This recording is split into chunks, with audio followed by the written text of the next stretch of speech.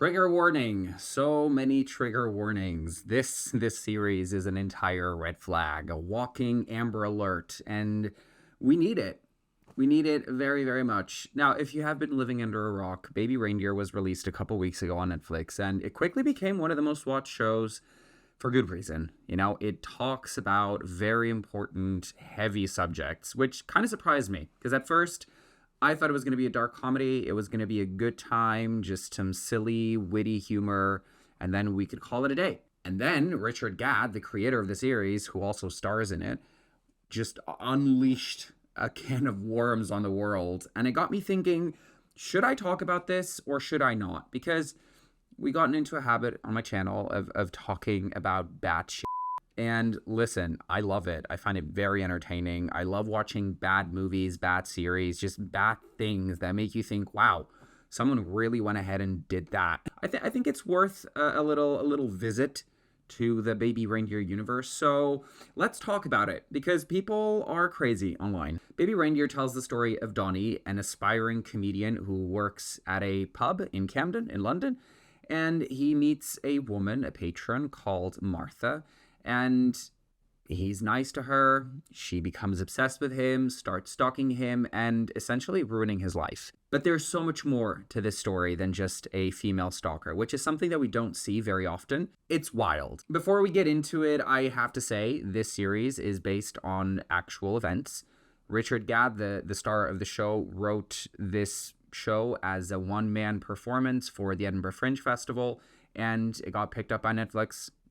Shout out to Fleabag, who did the same, among other shows. Edinburgh Fringe really is the go-to place for young artists who don't have the connections in the industry, but want to, put their work out there. Unfortunately, that also opens the door to plenty of opportunities for bad shit to happen. And that's what happened to Donnie, Sir Donnie. Trigger warnings because this is a lot, but particularly episode 4, it's very heavy and it fucking broke me. Like, this series broke me. Yeah, that's it. It just broke me. It just left me, I don't even know how to verbalize the feelings, but let's get into it because there's a lot to talk about.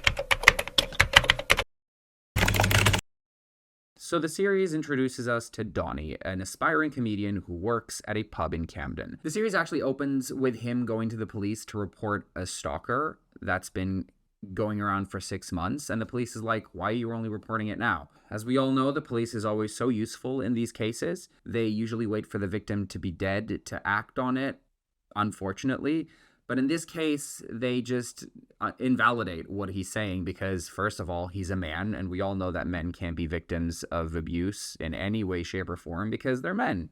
They can defend themselves. I'm joking, by the way. This is not a haha funny series, but I still want to try to get some humor in it because the series actually starts quite humorous at first. It's got this very witty, smart, intelligent humor. It's not like fart jokes or toilet comedy. It's actually quite witty. It's fast-paced. The show is incredibly fast-paced, which is surprising. It's only 7 episodes, and by episode 3, I was like, how else is he going to fill 4 episodes? And then he did, and my God, did he fill them well. So we travel back in time to when Donnie meets Martha, a patron who immediately he takes pity on. That's the feeling that he describes when he sees her. He feels so sorry for her that he offers her a drink because she doesn't have any money to pay for anything. And thus starts an unconventional friendship. Martha starts going to the pub every day and just having small talk with Donnie because he paid attention to her. She tells him that she's a lawyer and that she's this and she's that. She goes on to tell him stories about herself and just gassing him up. She's constantly complimenting him, saying that he's so beautiful, he's so cute, he's so this, he's so that. And Donnie grows to kind of enjoy the attention. It's clear that she means what she says. In a world where egos need to be fed, who doesn't love a little bit of attention, even if it's unhinged? We also get a glimpse of Donnie's comedy. I know it's not for everyone. I think they call it anti-comedy. I personally think it's hilarious because it's so bad. It's so cringe that you can't help but laugh. But I get why some people would be put off by it. But Donnie's a bad comedian. Maybe that's why he's got a failed career as a performer. Also important to note that Martha is 15 years his senior. So in his mind, he's like, maybe she just enjoys the attention of a younger man. I'm happy to oblige because I also enjoy the attention of an older woman. Like, it's important to understand that this whole stalking thing didn't just happen out of nowhere, right? He was sort of playing along with it, also to blame on his straight coworkers, because we know how boys will be boys. They love to make jokes out of everything. And then when Martha's there, they just play around like, so when are you taking her on a date? When are you this and when are you that? And he's just like, oh, I don't want to do that. But she's looking at him like, yes, yes, let's do it. And you know they're joking, and you know she's not joking. And Donnie's like, I don't know what to do. Let's go on a date. And they do. And they go on a date. And Martha very quickly guesses that someone hurt Donnie in the past. And this strikes a chord with him. And Donnie's now uncomfortable, visibly. And she starts asking him for a name very forcefully, to the point where she has an outburst. A very, very Scottish outburst. It's scary, and it's the first time that we see Martha as anything but that sad lady that probably just wants some company. And she also starts emailing him a lot. I think she sent about 41,000 emails throughout the entire ordeal. Needless to say, it's like tens to hundreds of emails every day. The spelling is atrocious. We see a lot of her emails and we see a lot of her spelling, and she spells like she talks. That's the best way to accurately describe this. So after her little outburst, Donnie becomes suspicious. I'm like, finally, thank God. But he decides to follow her home and finds out that she actually lives in a council estate. Her house is a big mess. And he doesn't know how to spy on people because he's then outside of her window. She emails him and his phone buzzes and she realizes that he's outside the window. And that gives her even more of a push to continue this weird dynamic they've got going on. She also starts attending his comedy shows, and at one point she interacts with him, and that's the only way that he can make it good. He kind of plays off of her energy. And though Donnie recognizes that she's not all there, he doesn't put an end to it either. They talk after his show, and she mentions that, he followed her and he apologizes. But it's very clear that the way she looks at him validates him in some way. She's so enamored by who he is and what he does, and just him as a person, he doesn't have to do anything extraordinary for her to fawn over him. And that can be intoxicating. I get why that's appealing, but it quickly escalates. It escalates when she sends him a Facebook friend request, and he does some digging, and he finds out that actually she's been in the news in the past for harassing people and stalking people. She's been to prison before, and her Facebook feed is a bunch of pictures of her photoshopped into like important places to justify that she's a lawyer. It's one of those things, you can tell the person is not all there. You shouldn't continue interacting with them in this manner, but he can't stop himself, and he goes ahead and accepts her request. He regrets it straight away, but the damage is done, and now she's sending him messages on Facebook.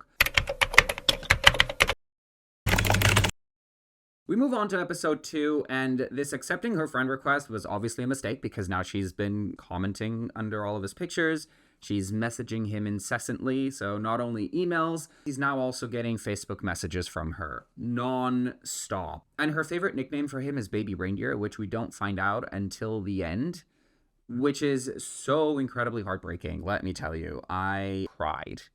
Yeah, I cried. It was sad. Anyway, Donnie goes on a date with a trans woman called Terry, and he lies about his identity, about everything, basically, because he's ashamed of being seen with her. He invented a persona, basically, to disguise himself. He just feels ashamed of everything about himself, really. He's like a walking infinity pool of self-loathing and self-hate. That is very, very sad to see. This is also when Martha starts making these weird racist comments. Like, this is the thing about Martha. She is clearly mentally unwell, but you can't help but feel sorry for her because, again, she just looks so miserable and sad and in need of support. But then she opens her mouth and, oh my God, the shit she says is unreal. So Donnie starts getting afraid that Martha will eventually meet Terry because Martha seems quite territorial at this point. In her mind, she's sort of dating Donnie, even though they've never kissed, they've never like done anything other than hang out and talk. She's convinced that he's hers. So he speaks to Terry and basically tells her sort of kind of that there's this woman who's been sort of harassing him, but he doesn't go into detail. He just basically wants to protect Terry. The way for him to protect her is for them to avoid being seen together in public. This is, of course, really bad. We all know how much trans people have to fight to get out of the closet and to live a fully authentic, confident life. So for this below average man to be asking her to basically, like, you know, pretend like they're not together in public or pretend like, I don't know. It's just wild, you know? It's asking her to basically go back into the closet. And that's fucked up. And Terry's very practical about the situation. She's like, why haven't you gone to the police? Like, this is clearly a matter for the police. And he's like, oh no, I don't want to escalate this. I don't want to make it a bigger issue than it already is, which is crazy. Instead, he decides to let her down easy. That didn't work. He tries to break things off with her, but then she immediately assumes that it was all a big joke and that, you know, she's the butt of the joke again. And she starts crying. And once again, he feels sorry for her and he can't bring himself to actually break it off. So instead he tells her that he wants kids, and unfortunately their age gap probably means that she won't be able to have any. And he thinks, okay, this is a good excuse to placate her. He keeps lying to everyone. He's just unable to utter the truth because the truth might make him look even worse. Ironically, the lies are so much worse than the actual truth, but male logic. So he tells her that he wants babies and she's probably not going to be able to have any. And she's heartbroken, but she accepts that reality, you know, because women after a certain age can't have kids. And that's completely natural and normal. And it is what it is. But Martha finds a way around that. And she sends him an email, a very beautiful, explicit email about how she actually has great eggs and she can have kids. And so she continues showing up. And at this point, she's planning their wedding. She's planning the names for their kids. She is incessantly insisting. And Donnie goes to his colleagues and asks them to bar Martha. He needs to find a way for her to not be able to go into that bar anymore, so she hopefully can find a new obsession. And his friends, because, you know, cis het dudes, they grab his phone to see some of these emails that she's been sending him, and instead of showing some sympathy and trying to, like, understand what he's saying, and okay, you know, this is a serious issue, he's very uncomfortable, and she's been harassing him for weeks, they email her back from his email saying that he wants to do anal.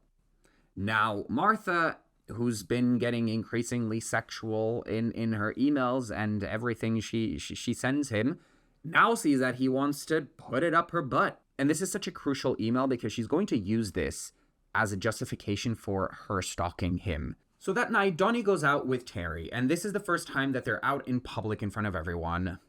Of course, they went to a gay bar. They go to the RVT, I think, and they share a little dance. He seems a bit more comfortable around her because, you know, everyone around them is also queer. And they get to talking about Martha, and Terry points out that he actually likes the attention. He seems to like the attention that Martha gives him. Because to him, she's sympathetic. You know, she's harmless. She's not a threat to him.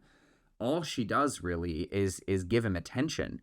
And so, of course, he's going to enjoy that. And that's why he's been so coy about describing what she's been doing or about reporting her to the police, because deep down, he likes the attention. And that is so accurate, Terry. Terry, you queen of this whole fucking shit. And then Donnie fucks up their relationship because on the way home, he again is in public with her and he feels ashamed. He feels very self-conscious about what he's going to do in public. And, you know, if anybody sees him with a trans woman, what are they going to think?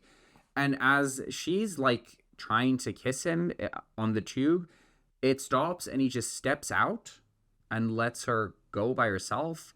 That was such a shit move. That's worse than a slap on the face, I'll say that, I think. And then on his way home, Martha corners him at the canal. And at this point, she's gassed up because she's like, you want to put it up my bum? Let's do it. Let's do it right now. I'm douched and ready, baby. Put it in me, just to spit and it goes in. And he's not having it. He tries to get away from her, and It's the first time that he's somewhat stern with her in telling her he doesn't want to be near her. And again, Martha, delusional as she is, thinks it's a joke. She pushes him against the wall and she grabs him by the crotch. And the expression on Donnie's face when she does this is very telling. It doesn't seem like it's the first time that he feels this threatened, this scared, in this much danger. So she gropes him, sexually assaults him, and we jump to episode 3. After the attack from Martha, Donnie decides he's going to come clean with Terry. He's going to tell her everything. And he does. He goes to her apartment and he explains everything. And Terry's like, great, get out. Which is, honestly, the only right response. It's very sensible. Terry, again, queen of this whole shit. And an important detail is that Donnie lives with his ex-girlfriend's mom. I'll get into that dynamic later. But basically, they have a really good relationship. And she lives in this, like, massive house with a lot of bedrooms. Anyway, he gets home and Liz, his ex's mom, is hosting a sort of a cooking class in her kitchen. And who is there but Martha herself under a fake name of Sheila. And of course, he can't really say anything because, you know, how he's going to justify his stalker being in that room in front of all these people. So he plays along until at the end, it's only Liz and Martha and him. And then Liz goes to fix her some stuff because she's sleeping in that house now. Liz is like a saint. And that gives Donnie the chance to tell Martha, leave or I'm calling the police. And this shakes up Martha. Like, the mention of police potentially being involved is enough for her to just get the fuck out. And that's important as well. Martha suddenly disappears from his life. She stops showing up at the pub, and this leaves Donnie scared. There's something more threatening about a threat that you can't see. Does that make sense? It's basically you're being stalked by someone and that person is constantly communicating with you. They're sending you emails, they're sending you texts, they're calling you, they go to your place of work. You know what to expect. But then if out of nowhere they completely disappear, they stop messaging you, they stop emailing you, they stop showing up, what happened? Like, are they planning something worse? Are they planning an actual attack that will put your life at risk? It's that uncertainty. It's the not knowing where they are and when, that you never know when they're watching you, when they could be, I don't know, planning to do something. It almost increases the sense of danger and of fear. So Martha disappears, but we quickly find her. She's now been parked at a bus stop near where Donnie lives. And we also meet Keely, his ex-girlfriend, who's come back to check on her mom because she's been receiving threatening messages from Martha on Facebook. That's why you don't accept Facebook friend requests from creeps, because you have all of your personal shit on Facebook. Well, this was back in 2013, 2014. I don't think anyone uses Facebook anymore. But the point stands. You know, you don't accept people on social media unless you trust them. There's a lot of fucking creeps out there, and Martha's one. She parks outside in this bus stop, and she stays there all day and all night in the hopes of catching him leaving the house and getting home from work. Just to catcall him, just to throw a quick compliment his way. Very crass, very man catcalling women, but instead it's Martha catcalling Donnie. And she stays there for so long that it starts getting cold, and it gets to a point where she's just catatonic almost. She's not existing, and again, this prompts Donnie to feel sorry for her. He takes pity on her again, and one night he realizes she's gonna freeze to death. So he takes her home. It's sad. It's very sad. And Donnie decides once and for all he's going to break things off with Martha. She's so removed from reality that he has to basically break up with her, pretend like they're in a relationship, and although it's been fun, they have to go their separate ways. And this is him hoping that she can move on and like truly get over him without any more animosity between them, because he doesn't want her to continue being so obsessed with him that she puts her own health at risk. And I think that's sensible, but again, he continues lying. And in this case, just go to the police, get her a therapist, get her some professional help. That's clearly what she needs. A breakup is not going to do anything. But alas, he breaks up with her. And for a while, that seems to work. So Donnie has another comedy show. So generous of me calling it comedy. This is not comedy. This is a shit show on stage. I found some of his original performances on YouTube still from like back in this day. It's so bad. It's exactly how you see it on the series as well, which is great. And Terry's there. Terry's there with her with her army of queer friends who are ready to judge Donnie because he's a fucking piece of shit.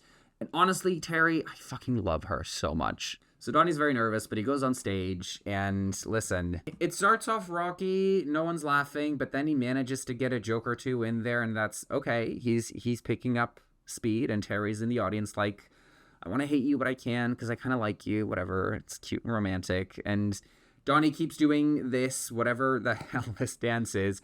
And then in comes Martha from the audience, starts to heckle him in an attempt to defuse the situation. And because Martha's now calling herself his ex, he says she's his stalker. And as soon as he uses that word, she gets up and starts screaming, going at him.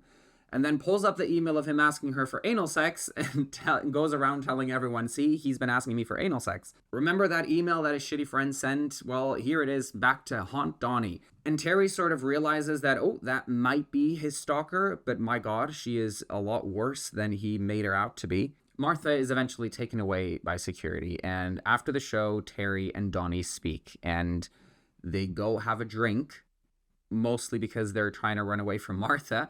And they have a conversation, and Terry thinks it's nice that he changed his details on his trans dating profile, because after the chat that he had with Terry, he decided, let me put myself out there. Let me be honest about who I am. He's making an effort to right the wrongs, which is commendable, I guess, and Terry still likes him very much. The meet cute is cut short by Martha, who storms in full of energy and full of rage towards Terry because she feels like Donnie's cheating on her, and physically attacks Terry. And this moment was so infuriating because it took Donnie so long to get Martha off Terry that Martha got in a couple of punches and slaps and ripped some of Terry's hair right off her scalp. Anyway, finally, Donnie grows some balls and tells her in a really, really stern voice, get the fuck out or I'll get the police. And then we get to episode 4, the worst thing I've ever seen in my life. Trigger warning specifically for this episode. There's drug use, sexual assault, grooming. It's a lot. So episode 4 starts like the beginning of the series. He goes to the police to report Martha. And it's been 6 months since she started stalking him. Police officer, again, asks him, like, why did it take you so long to report it? Because police are always so very competent in handling these cases. We all know how that goes, right? And so we travel back in time. Travel back in time when Donnie was just a young kid full of dreams and aspirations. And he went to Edinburgh Fringe Festival. If you don't know Edinburgh Fringe Festival, it's probably the biggest arts festival in the world. It sets the stage for performers from all over the world to go and showcase their talents, whatever those may be. And it's very funny because you can rent a small theater, a space outside, pubs. It's like essentially every venue that you can imagine possible in Edinburgh opens up to performers showing off their skills. And Donnie goes to this pub where clearly people aren't interested in seeing his comedy, let alone anything else. They just want to watch the fucking game. He's there and his comedy's shit. No one likes him. It's a total flop.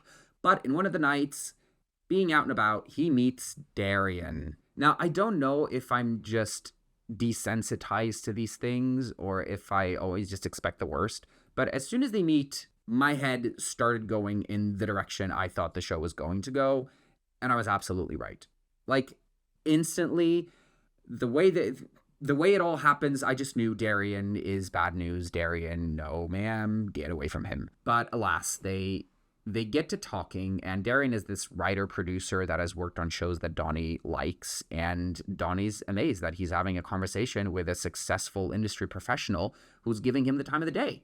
Not only that, but then Darian attends this show and starts giving him tips on how to improve it and tells him, like, you have something here. You just have to hone in on your skills and amp up this part and change this bit here to make your play better. And eventually his act becomes better received. More people start attending, more people start getting into it. And he's like, oh my God, like this could actually work. I actually have talent, especially with Darian there, like telling me what to do and what not to do. And they start hanging out and drinking. And then of course the drinking leads to taking drugs. But Donnie, in this case, you know, he's he's just going with the flow. He's doing what he thinks is good. He has this potential future ahead of him, and it all hinges on Darian liking him enough to help him in the long run. Darian is grooming Donnie, very expertly so. This is textbook. I hold all the power. I'm going to dangle a brilliant future in front of your very eyes, and I'm going to make you want to please me so much that you're not even going to realize that you're going to lose yourself in the process. Darian suddenly stops showing up, completely disappears, stops texting him, ghosts him.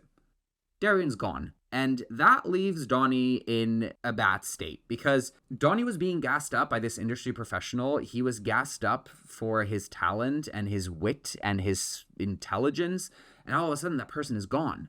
So Donnie goes to study acting at Oxford University. Very hoity-toity. And while he's there, he meets Keely, his future girlfriend. Out of nowhere, Darian texts him back. Darian's back. Fuck! Darian's back. And Donnie meets up with him at his apartment.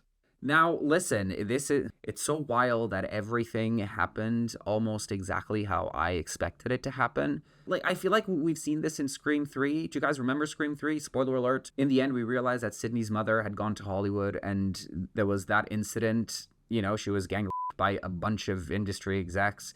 And I don't know, that movie, ever since, I always had this idea in mind that if you want to make it in show business, you will have to put out.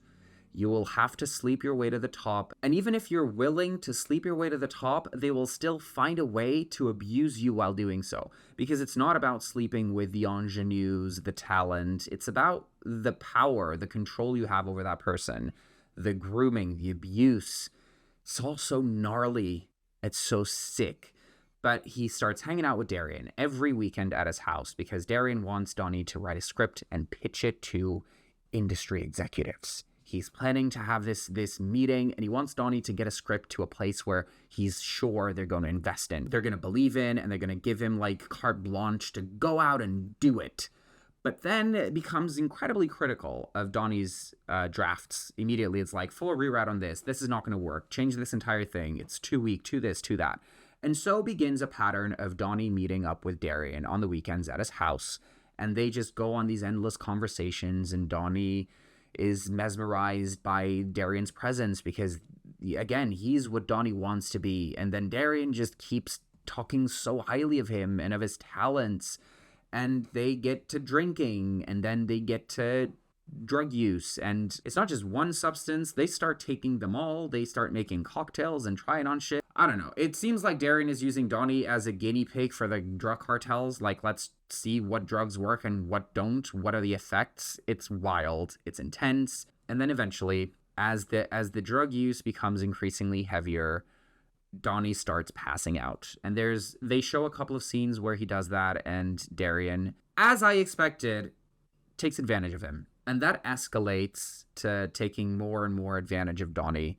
And at first, Donnie is confused and he doesn't realize. And when he does, he feels almost powerless because he doesn't want to walk away from the situation, because the person that's hurting him is also the person that could help his entire future. The person that's basically destroying his life is also the person that is promising him the best life. It starts this dynamic between abuser and victim that is incredibly intricate, nuanced, and complex. And Donnie even says that Darian is incredibly flattering on the weekends. They have a great time. They just get along. And it's great that Darian is paying so much attention to Donnie. But then comes Monday and he emails him like all of his notes of his script and is just so harsh and so nonchalant. It's almost like they don't even know each other. It's like they haven't just spent a 24-hour drug bender together. And this is so intense that it also starts affecting his relationship with Keely. At this point, Donnie and Keely have moved in with Liz, Keely's mom, and Keely notes that he's spending every weekend with a 50-year-old man when they're both in their early 20s instead of actually enjoying his life. He's been doing all of this writing. He's been writing, rewriting for weeks and weeks on end with nothing to show for other than more criticism and more weekends drinking and doing drugs. And so they break up, and Donnie doesn't have anywhere to go. He ends up staying at Liz's house when Keely moves out. That's how he ended up living with his ex's mom. He starts questioning whether the abuse has made him gay or if he's always liked men, because now he's starting to feel attraction to men. The anger and confusion sparked by this abuse leads him to start having sex indiscriminately with anyone and everyone that is willing to. He starts experimenting and going through all of these trials of having sex here, having sex there, having sex with this person and that person, trying to understand what he's going through, but he just feels more and more ashamed of himself. He feels more and more worthless. And then, of course, he's surrounded by all of these straight misogynistic dudes, and he feels even more scared to come out or to speak to anyone. Donnie doesn't have anyone to talk to about the abuse or about his conflicted feelings about his own sexuality. He's all alone. He's struggling. And so he keeps going on these dates now. He's trying to find someone to talk to and whatever. And the first person that holds his attention long enough to go on a second date is Terry. Terry is the one that breaks through and actually grabs his attention long enough for him to go like, hey, maybe this could be something nice. And then, of course, Martha. When Martha walks into his life, he feels validated, you know? After what he went through with Darian, he now has this void inside of him. It just left him fucked up and empty. So when Martha comes into his life, giving him all of this attention, all of this infatuation, it felt comfortable for Donnie. So Terry was right. He liked the attention. And that's episode 4. Episode 4 it's intense because it touches on very delicate things. His life basically goes to shit, goes to the toilet. And that's how we got here. And it also helps us understand why he allowed this to get to the point where it did. It helps us understand why his relationship with Martha is so particular for him specifically, because of his past experiences, what he went through and his trauma. So, episode 5, immediately, Martha storms into the bar, insulting Donnie, insulting Terry. I think I forgot to say, but the night that Martha attacks Terry, she ends the attack with, "You look like a man." And that, in and of itself, is like really, really bad. And after that event, she's now showing up everywhere he is, at his work, when he's walking in the street, any performance that he has, and she's just insulting him. Insult after insult after insult, degrading him, screaming it from across the street for everybody to hear, and then emails as well. Essentially, Martha's sole mission has become to destroy Donnie as revenge. Until one day, Keely is attacked. Someone throws something at her face. Could have been acid, because that shit's dangerous. Like, people are fucking crazy. She gets attacked, and Donnie finally comes clean to Keely and Liz and tells them, "I have a stalker." And unfortunately, that means that he has to leave, because the condition for him to stay in that house when him and Keely broke up was that he wouldn't bring any drama or trouble to Liz's front door. And now that the stalker has been inside the house and has had a conversation with Liz for hours and has attacked Keely, Donnie has to move out. Fortunately, he knows some rich kids back from drama school, and he moves into a really nice flat from a couple of young professionals living off of their parents' money and partying every night. Yeah, did I mention Donnie moves into a party house? So now they're partying every night, and Donnie can't get any sleep or any rest. So to get away from the party house, he starts hanging out a lot more with Terry. They're now back together and having this beautiful, blossoming relationship. They're getting closer. They're understanding each other more. It seems like in some way Donnie is in a healthy relationship, functional relationship for the first time, which is nice to see. But with Donnie, nothing lasts forever. They have trouble being intimate with each other, and being a trans woman, Terry starts questioning herself. Like, am I the problem? Am I not attractive enough to him? Did what Martha say somehow affect the way he sees me? And that's shitty. Terry starts feeling worse and worse about herself. He finally goes to the police, and he finally tells them, "This is the woman that's been stalking me. Are you still not going to do anything? Because she has priors." And as soon as he gives them the name, they're like, "Oh, actually, we need to do something about this, because this is not a normal stalker situation. This woman is dangerous. She's stalked a police officer before, and she could be considered dangerous. So you need to keep this in check. We can't arrest her yet. And he's like, what am I supposed to do? You just told me that she stalked a police officer. Clearly, she's not going to stop at just me, a bartender. The police ask him to build a timeline of events of the entire stalking situation. And that sends Donnie down the rabbit hole of rereading her emails and starting to live in a reality where all that matters is, what does Martha think of me? He becomes obsessed with her obsession. It's crazy. To the point where now he's fantasizing about Martha. The only way he can get it up is by imagining he's having sex with her. He's not attracted to her, but somehow she's the only person that he wants to have sex with. And that finally allows him to be intimate with Terry. Now, great for Terry, finally got laid. That lady deserved it. But bad, like really, really bad. A red flag, Amber Alert, sound all of the alarms. Donnie, get the fuck out and go get some therapy, because now you're just sexually fantasizing about your stalker who physically assaulted your girlfriend and your ex-girlfriend and has threatened to assault you. Donnie, what are we doing, my man? This is the trauma. The trauma is complex. The trauma can't be trusted. You can't expect everyone to act the same way, unfortunately. And so Donnie takes a long time to build the timeline of events because, again, he keeps getting sidetracked by his obsession with her obsession.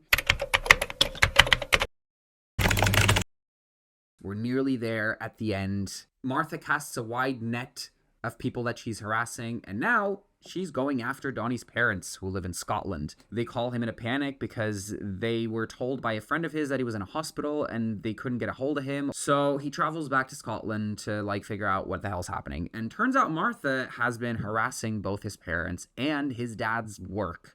She's calling them, telling him that he's a pedophile and that he sexually assaulted her when she was little. Lucky for her, Donnie's dad is more than happy to argue back with her, and he loves to curse. It's a fucking mad bitch pretending to be a fucking lawyer. This man he's a dad, all right? Unfortunately, the police can't do anything because they're useless most of the time. I'm not even going to try and justify it. They're just useless. So Donnie concocts a plan. He's going to frame Martha. He needs an email that proves that she is still after him, that she's still obsessed with him. So he corners her one day on the street and he tells her that he needs to know exactly what she wants him to do. He needs her to send him a detailed email with everything she wants him to do. And only then will he do it. He receives that email from her and he goes to the police all full of himself like, yeah, I got it. I got proof. Can you put it away now? And the police ask him did you go to Martha and ask her to send you this email? He's like, no. She's like, okay, cool. So let me play you this audio clip that we got from Martha. And it's basically him asking her to send him that email in the street. Turns out she's been recording all their conversations. She has all the emails. She has their chats. And he realizes that she probably recorded all of their conversations. She has everything with her. And so everything he's ever said or done could be used against him. And this is when, remember that email asking her for anal, and now this conversation asking her to incriminate herself? Donnie's fucked. And now the police are acting like Donnie's just as bad as Martha because they're the police. Police are useless. We all know. Thank you. It also makes no sense. Of course they're not the same, but why would we? This also sends Terry and Donnie's relationship over the edge. Terry's like, you know what? You're just never going to change. You had an opportunity to stay away from her, to wait for some incriminating evidence to hand over to the police. And instead, you do this stupid thing where you go and try to frame her. What is wrong with you? Why can't you just let this woman go? She's not destroying our relationship. You are, with your inability to stop it. Whatever it is you guys got going on. So they break up. And though it's sad, I was rooting for them, kind of. I was also not, because I also think that Terry deserved better. She deserves someone who isn't ashamed of being seen in public with her. She deserves someone who's very open and honest about who they're dating and who they like. She deserves someone who cherishes her. And there's another confrontation. Martha goes to Donnie's pub and berates him in front of other patrons, humiliates him, gets everybody to see his old comedy routines that are on YouTube because they're really bad, and people keep telling him that he's just really bad and his comedy sucks and stinks, and that's gotta be great for his ego to have everybody around him mock him and mock his comedy, the thing that he's most passionate about. Anyway, he interrupts her berating by telling the patron, you know what you should look up? Serial stalker torments barrister's deaf child. Boy, oh boy, does that strike a nerve with Martha. She loses it, starts screaming at him, and smashes a glass on his head. Tries to claw his eyes out, and it's only until he punches her that she lets go of him. It's very interesting that she goes, "You ruined it. You fucking ruined it." Almost like Martha's convinced she's living in this reality where they have this little jokey relationship back and forth. Like, I come over, I berate you, and I insult you, and you just take it, and we just move on because that's just how our relationship is going to be. And then once he breaks that, that invisible veil, I don't know where I'm going with this, but she says you ruined it because he finally mentioned that forbidden thing about her past, that she is a stalker by nature. Then we get more emails from her. Her spelling is just cute. Donnie's now hit rock bottom. He's lost his girlfriend. He's lost his house. His parents are being tormented. His stalker physically assaulted him, and there's nothing that he can do. He's basically got nothing. He's got this eternal presence that is going to be a nuisance in his life wherever he goes. So he has another comedy performance, but this time he breaks down on stage. He just goes through all of what's happened to him. The abuse with Darian, Martha the stalker. He wanted to be known as the funny guy. That's all he wanted to be. And instead, he met Darian, and now he's got Martha. And yeah, it's a very strongly acted, emotional, powerful monologue that someone films and puts online. Episode 7, and last.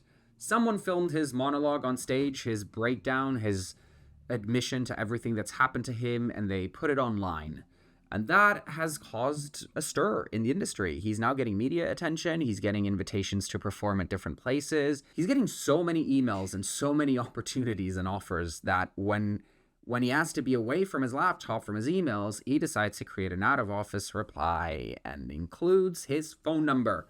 Something that Martha had never gotten a hold of. Something the police told him, never let Martha find out what it is. His phone number, he puts it on his out-of-office. And of course, Martha, who's not stopped emailing him, I guess, sees that she now has his number.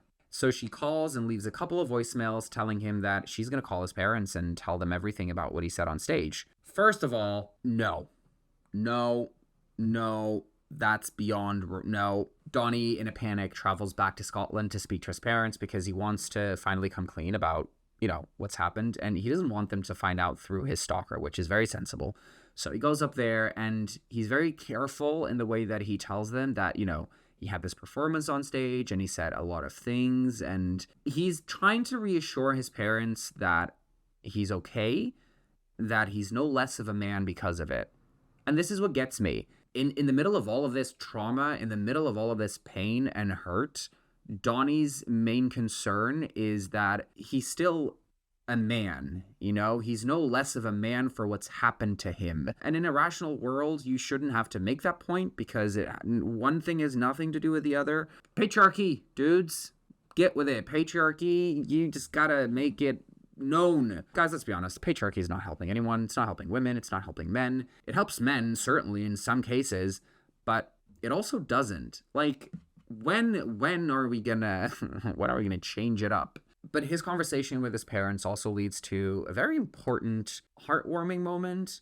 Even though they're talking about some really bad shit, it's heartwarming because he's telling his parents, I don't want you to think me any less of a man. And his dad replies, well, do you think of me as being any less of a man?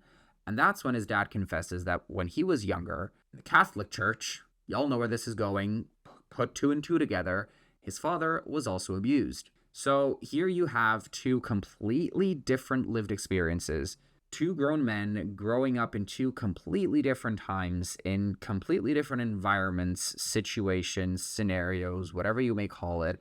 They were both abused, and they both had the reaction of not wanting to be seen as any less of a man. Anyway, this is great for them because now they're bonding. They realize that, all that time spent apart pretending like everything's okay, not really talking about things, is not really helping anyone's relationship. Donnie spends a beautiful week with his parents. turns off his phone. He's like, fuck society, fuck civilization. Let me have a little bit of time with my parents. It's great. He tells them about Terry. He tells them that he thinks he's bisexual. They love that. He loves them. And then he goes back to London and he turns his phone back on. And dear God, the emails that she was sending him have now converted into voicemails. He's got hundreds of them. And the police, again, guess what they were? Useless. Police is useless, and they're telling, look, she's just calling you. Like, it's not our fault that you gave her your number. What you can do is show us proof that she is planning to hurt you. Show us that, and we'll help you. Now Donnie has to go listen to hundreds of voicemails to find a nugget of danger in there that could help him build a case against Martha. But finally, he listens to a message where she threatens to stab someone, and he finally takes it to the police, and she gets charged. She goes to prison for 9 months with a 5-year restraining order. It's wild that she only got 9 months and then 5-year probation. Anyway, they never saw each other again. He starts listening to the voicemails, and he's got so many that he's able to, like, live his full life with headphones on nonstop and never run out of messages. He starts cataloging them by sentiment, by tone, by topic, by day. Some she's only complimenting him, some she's reminiscing about a certain day and time, some she's just straight up insulting him. And he starts to build a timeline. He also sees Terry dating someone else, so she's moved on and he's regressing in time. He's going back to an even worse place. He's just listening to all of these messages, building a timeline, and he's starting to script the series that we've come to know as Baby Reindeer. And funny enough, these messages are what keeps him going, because despite all of what's happened, it's Martha's presence, it's Martha's validation that, in a weird, disturbing, dysfunctional way, gives him enough energy to push past another day. It's what keeps him going. Donnie never saw Martha again, and in some way he felt guilty. Felt guilty because here he is pressing charges against a clearly mentally ill woman who wasn't doing all of this with a malicious intent. She wasn't stalking him because she genuinely wanted to hurt him. Oh, my light just went off. Hello? What the hell? Okay. She wasn't doing any of this with malicious intent, whereas Darian was manipulative. He knew what he was doing. Darian wanted to break him. He wanted to use and abuse him. He manipulated him on purpose. So it's like, how are you going to press charges against her when you know she's not well and not against him? That's crazy, right? But yeah, that gets him thinking. So he's now got the timeline of events, and he receives a visit from Keely, his ex-girlfriend, who basically comes to apologize for not having been there for him. After seeing the video of his breakdown on stage, she's realized that actually it wasn't as simple as him just going to meet an older guy in the industry every weekend to try and get a job. She didn't realize the extent of what had happened, and in some way she felt like she could have helped more, and she didn't. So she visits him and tells him that he should move back in with her mom because that's, that was his safe place. And so he does. So Donnie's back home with Liz, and he finds a script that he had from back in the day that Darian used to read and leave notes. And he finds a note that says, "Amazing draft, you will go far." And that, I don't know, brings all the memories back, and he goes to Darian's house. And this fucker is like, "Oh, I saw your video of you on stage. I think it was very brave. Yeah, congratulations. I think it took a lot of guts. Anyway, do you want to collaborate anymore? Do you want to, work together again? It'd be great. This time I will pay you." And as infuriating as it is, it's not surprising. It's not surprising that he's congratulating him on his emotional breakdown on stage, even though it was about him. He's just, brushing it under the rug because I guess in some way Darian also knows that he's never going to go to jail over it. He's never going to go to prison over it because there's no way for Donnie to prove that any of it actually happened. And then when you bring in drug use into the mix and you consider that it's a male victim and that the male victim kept going back, it would be very difficult, I think, to even get any charges against Darian. Anyway, they talk, and there's no cathartic resolution to their relationship. It's sad. All it is Darian saw Donnie's video, then offers him a job. Donnie accepts. He's unable to really confront him and, I don't know, get some answers. He leaves Darian's flat and immediately has a panic attack. And to try and console himself and get over it, he goes to Martha's voicemails and he finds one where she was being nice to him, reminiscing about a time where he was at the bar and she thought he was just so cute and so adorable and he made her day. And that really gets him, like, through the rest of the night. It's that validation that he was lacking. I wonder if he still listens to her voicemails today. He's wandering around the city, you know, feeling all of those emotions. It's a lot. And, you know, her voicemails bring a smile to his face. And then he walks into a pub. He asks for a drink, gets served.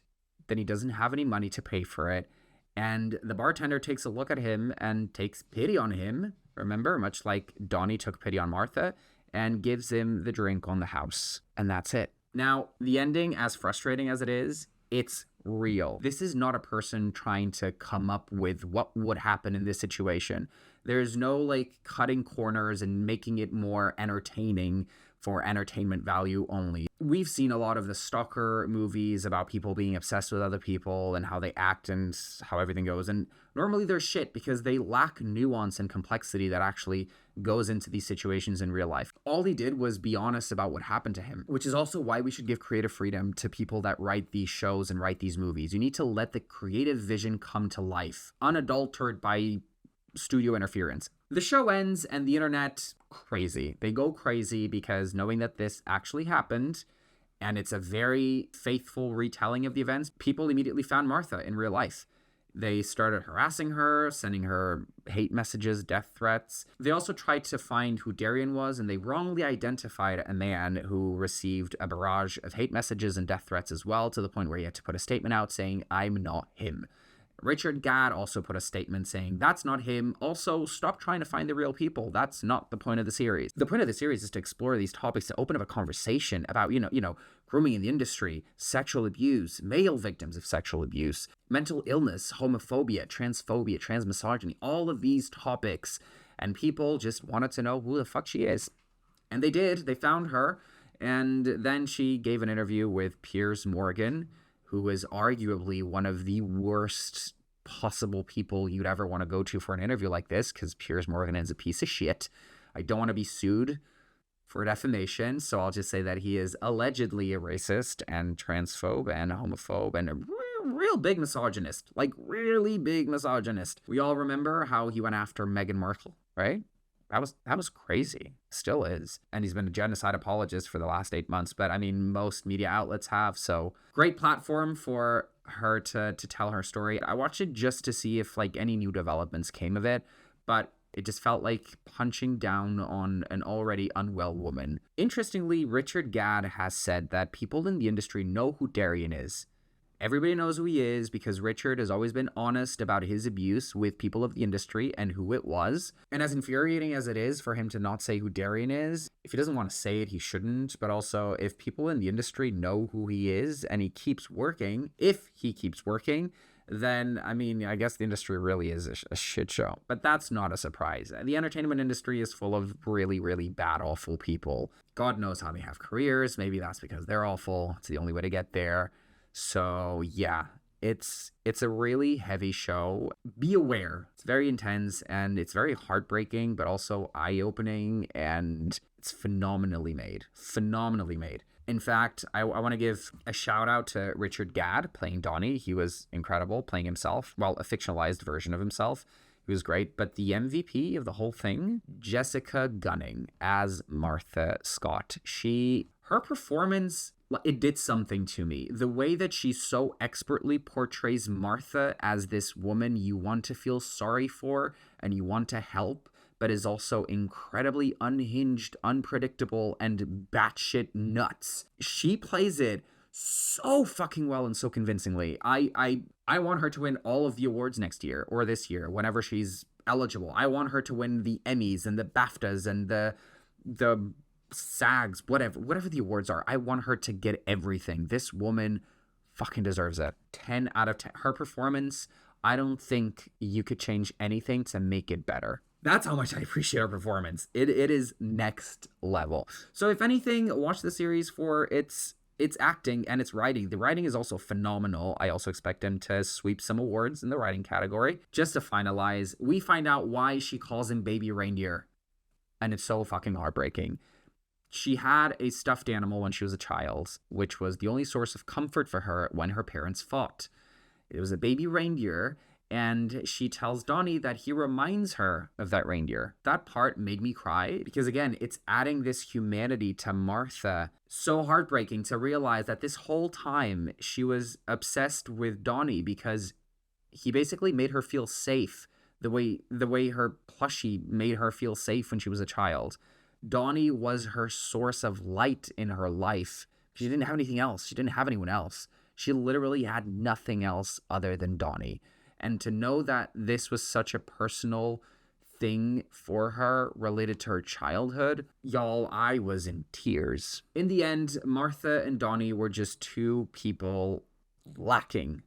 He gave her attention and kind words, which she lacked clearly.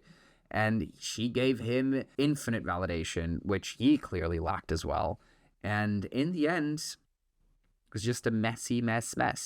But damn, was it a good show. Anyway, if you've watched so far, thank you so much for tuning in. My God, you must be tired because this is a long one. Let me know in the comments down below what you thought of the show, if you've seen it, if you didn't, if you're going to after this whole thing. I'll leave the timestamps down below with each episode so you can just skip and go back and forth, whatever. And yeah, thank you so much for tuning in. If you like this video, feel free to leave it a like down below. Subscribe to my channel. Stick around because we have some good things coming up. I'm working on a recap of M. Night Shyamalan's career because I think it's just worthy of a video. I'm also going to do one on Zack Snyder because he's got some movies out now. And I'm also thinking of watching Glitter with Mariah Carey. What do you guys think? Would you watch that? Glitter? Let's get sparkly. Until next time, stay safe, stay sane, stay stupid, and stay stuttering. Bye, guys.